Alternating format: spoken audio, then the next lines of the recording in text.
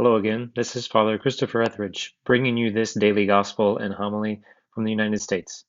Today is Monday, July 22nd, the feast of Saint Mary Magdalene, and our gospel today comes from John 20, 1-2, and 11-18.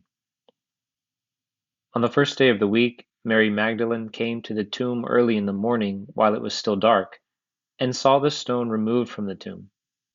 So she ran and went to Simon Peter and to the other disciple whom Jesus loved and told them, "They have taken the Lord from the tomb, and we don't know where they put him."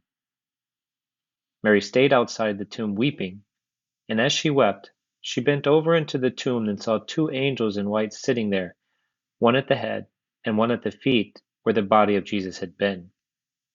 And they said to her, "Woman, why are you weeping?" She said to them, "They have taken my Lord, and I don't know where they laid him." When she had said this, she turned around and saw Jesus there, but did not know it was Jesus.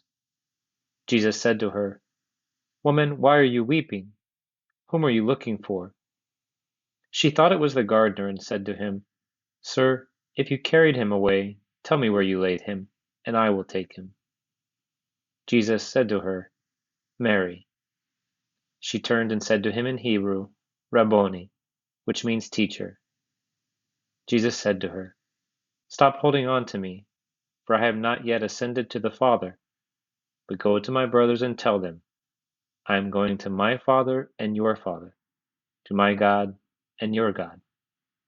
Mary Magdalene went and announced to the disciples, "I have seen the Lord," and then reported what he told her. The Gospel of the Lord. After hearing today's Gospel on this feast day of St. Mary Magdalene, we can ask, why was it that Mary Magdalene went to Jesus' tomb while it was still dark on the Sunday after his death? And why was she the first disciple to see the risen Lord? And we can respond to both questions along with St. Augustine and St. Thomas Aquinas in saying that the answer is Mary's love. She loved the Lord so much because he had forgiven her of so much. And it was this love that made her like fire, dashing to his tomb in search of him. And her love was rewarded with the honor of being the first disciple to see the risen Lord. Thus we can recall two things today: mercy and love. First, we need to live from mercy. And this living from mercy implies three things. One, that we have received God's mercy in confession. Two, upon receiving God's mercy in confession, we should keep alive a living memory of our sins. Now let me pause here and say that this remembering our sins does not mean remembering all the details, for to do so could lead us back into the occasion of sin itself, into despair or regret about our sins, or to fall into what is called sinful joy, which is that pleasure or delight produced by the memory of a past sin, as if it were present again, thus causing us to sin by imagination and memory.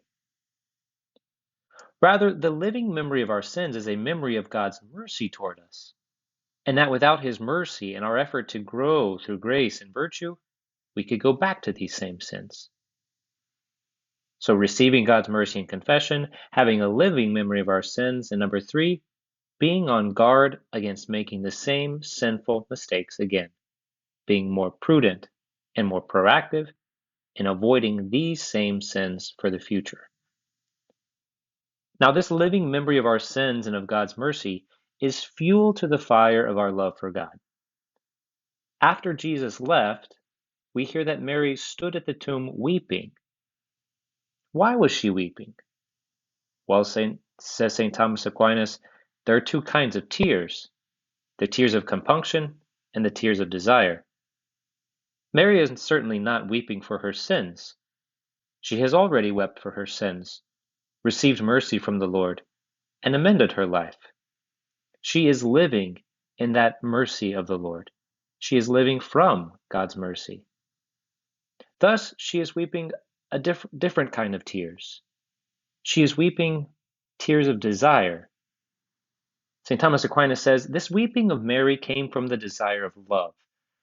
for it is the nature of love to want its beloved present. She saw Jesus' tomb, but not Jesus. She wants his presence. Today, as we celebrate the feast of St. Mary Magdalene, we have two things we can examine: our living memory of God's mercy towards us and our love for the Lord. How grateful am I for God's mercy? Am I living according to the mercy I have received from him? And what is the temperature of my love for God? Do I want to live always in his presence, meaning in his will and in his grace? How often do I go to Mass or visit him in the Blessed Sacrament?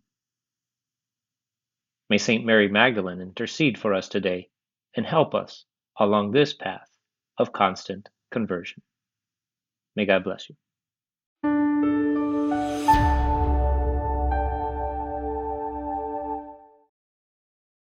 Thank you so much for listening.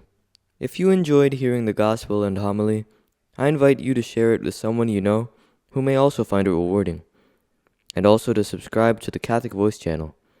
Please see in the description below if you would like to receive a text message for each daily gospel and homily. Please also keep our missionary priests throughout the world in your prayers. Thank you, and God bless.